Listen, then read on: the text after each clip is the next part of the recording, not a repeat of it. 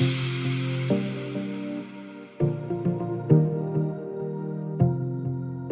we're here at Reading Stadium for this, our first GreenFleet Roundtable of 2023, and I'm joined by Matthew Waller, who is EV Solutions Director at Allstar. Matthew, thank you for joining us today. No, it's a pleasure. Can you tell me a little bit more about Allstar? Yeah, so Allstar is primarily known in the fuel space now, operating for 40 years, helping fleets and helping businesses pay for fueling and for transport. More recently, and since 2019, we've now made significant strides within the EV space. So we've delivered an on-the-road charging network that, as of the end of last year, was 11,000 charge points strong and growing. We've also got a variety of at-home solutions that enable businesses to pay for charging that happens at home without their drivers being out of pocket, with payments going directly to energy companies. And that's through our partner company called Mina, who we've just purchased and made an acquisition for. We've also acquired businesses like Plugsurfing to help us grow our on-the-road network across the UK and across Europe as well. So making significant strategic strides across both home charging and on-the-road charging, and moving towards at-work charging as we move into 2023. Perfect. So whatever the fuel the vehicle takes, whatever the location of the refueling, you've got a solution to cover so the Allstar One Electric card, which is our main on-the-road card today, allows you to both pay for unleaded and diesel fuel, but also then to use it on our EV charging network at the same time. So it's very much the EV-ready card of today, and it enables drivers to quickly transition from car to car, from fuel to EV, and be ready for any occasion and any circumstance they may find themselves in. And crucially, you're giving businesses a kind of single consolidated view. So it brings all of your charging into one place. So it means, as a business, if I'm operating EVs as part of my fleet, I can bring in all of the charge events that happen on the road, all of the charge events that happen at home, and we're doing work to now provide that 360 view of all of the charging that takes place for electric vehicles. Perfect. And Matthew, at the roundtable today, we've covered a lot of topics of conversation. What struck you? What resonated with you? In terms of the conversation? So I think these events have really been great to keep sort of an ear to the ground around the fleet space about how different types of fleets are approaching the EV transition.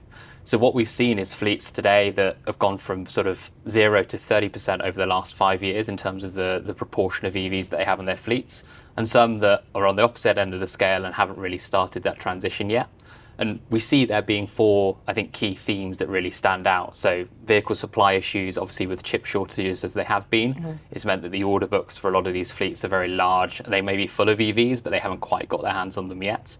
There's infrastructure issues, which mean getting hold of charge points, finding the right places to charge. Getting access to those charge points has proved a challenge, and Allstar has spoken to a lot of fleets in this area and been able to provide solutions. You've also got driver engagement, so making sure that drivers driver engagement and driver attitude. So making sure that drivers feel comfortable about moving between a traditional fuel vehicle and then into an EV. It's quite a large culture change, and I think that in itself has proven a barrier. And so we spoke a little bit about plug-in hybrid vehicles and how they can help bridge that gap. And maybe we haven't seen as much of that over the last few years as we might have hoped there might have been. And actually today, one of the things that stood out for me versus the last GreenFleet event that we had was there were a lot more sort of what I would call very operational fleets. So blue light as an example, fire engines, ambulances, police, constabulary fleets that actually have very time critical shift patterns and other things that might again prove like barriers for EV adoption. And the example we had from the fire service around the 3,000 litres needing to be pumped every minute meant that there's some challenges that aren't being solved by EVs that are out there in the world today. And I think there's a lot of work to do from a hardware perspective in order to make sure that it can happen from a technology perspective as well. We're working for solutions across all of these types of areas and working across new verticals and with new partners than we've ever had to before in the fuel space. We've got new sets of OEMs, new infrastructure partners, new types of network. All of these things bringing together has required a large amount of investment, a large amount of time, and a large amount of expertise. And I think we're really well placed now to help fleets along that journey and along the transition, whatever stage they're starting in today. Yeah, and a lot of our attendees today really are at the cutting edge in terms of trialling new vehicles, niche vehicles, even in terms of the infrastructure and looking at battery storage and things like that. So, you know, to work with providers like yourself is really crucial on that journey, I think. I've been really excited and really interested to hear about some of the trials and the different pilots that some of these fleets have run, particularly with new vehicles even, which is an area we don't typically get involved in, but trialing hydrogen vehicles, trialing electric prototypes, but trying to make those big strides towards decarbonisation and very ambitious goals. You know, I think at least half of the fleets in here were signed up to zero emissions at 2030. You know, it's going to, with some of the constraints that they have in place, that's going to be a really big ask.